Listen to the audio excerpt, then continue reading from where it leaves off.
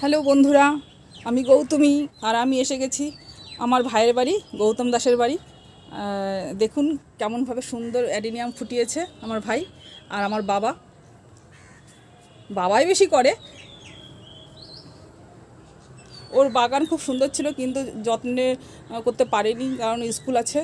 আর আমার বাবারও শরীরটা খারাপ ছিল, তাই জন্য ঠিকমতো যত্ন করতে পারিনি। আর আমিও অনেকদিন আসতে পারিনি, তার কারণ সময় হয়নি।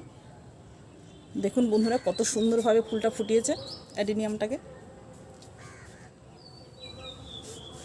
ওর সারা বাগান মানে সারা ছাদ জুড়ে বাগান, কিন্তু এখন শীতের গাছগুলো সব শুকিয়ে গেছে। ও আবার নতুন করে করবে। এই একটা অ্যাডেনিয়াম, প্রচুর অ্যাডেনিয়াম আছে ওর। এই একটা, আবার এই একটা, আরও আছে ওধারে। যাই হোক, আমি বাবার কাছ থেকে জেনে নেবো যে কি করে আমার বাবা এর চর্চা করে। এই যে আমার বাবা খরাংশু দাস, নমস্কার। নমস্কার। নমস্কার। তুমি এর কি করে চর্চা করো, মানে কিভাবে পরিচর্যা করো, সেটা তুমি একটু বলো।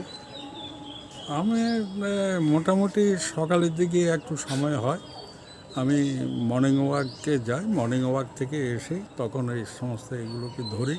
কোথাও অত জল দেওয়া বা কোনো আগাছা যদি উঠে বা যেখানে হয়তো চারার অসুবিধা হচ্ছে, সে সমস্তগুলো আমি তখন নজর দিই। এমনিতে তুমি সার টার কী দাও? সার বলতে মেনলি ওই গোবর আর খোল পচা, খোল, এই সমস্ত এগুলো মেনলি গোবরটাই বেশি দিই। জলটা ওর নাকি?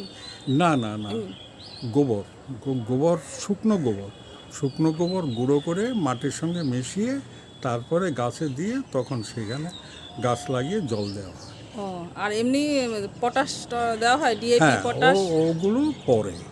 আচ্ছা, গাছ যখন বড় হবে, হ্যাঁ, তখন এই পটাশ এইগুলো দেওয়া হয়।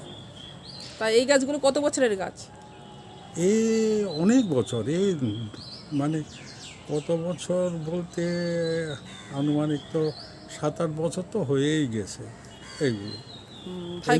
এইগুলো আরও বেশি দিন টিকে। হ্যাঁ, ভাই কোত্থেকে এনেছে এগুলো, মানে গৌতম কোত্থেকে এনেছে এই গাছগুলো? ওই যে তো ওখান থেকে কোথা থেকে, গালিফ স্ট্রিট? হ্যাঁ, গালিফ স্ট্রিট থেকে। ও, ওখান থেকেই আনে।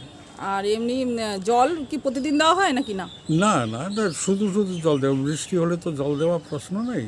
হ্যাঁ, এখন যেমন হয়তো বৃষ্টি হয়েছে, সমস্ত গাছগুলো ভিজে আছে, গোড়া ভিজে আছে, কিন্তু যখনই ড্রাই হয়ে যাবে, শুকিয়ে যাবে, তখনই জল দিতে হয়। আচ্ছা, প্রতিদিনই জল দিতে হয়। ও আচ্ছা, ঠিক আছে। তা থ্যাংক ইউ সো মাচ। ঠিক আছে বন্ধুরা। এবার